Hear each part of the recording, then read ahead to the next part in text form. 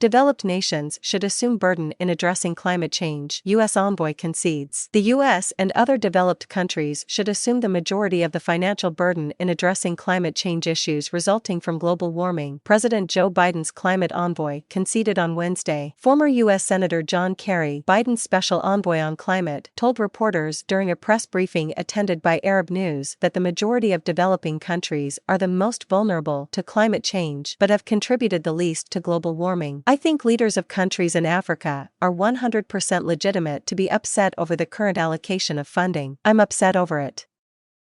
I think that the developed world has to take a lead in helping the developing world to be able to withstand the impacts of climate and to get ahead of the curve on the new energy future, and I'm all for it. I was just in Africa. I was in the DRC. I was in Nigeria. I was in Senegal, met with President Macky Sall, who is doing a great job of trying to advocate for the region, Kerry said. What you see happening around the world now makes it more urgent and more clear than ever that we need to step up and get this job done, every country. No country has a right to be delinquent in not putting up an NDC, not strengthening it where they can, and not being part of this effort, Kerry said.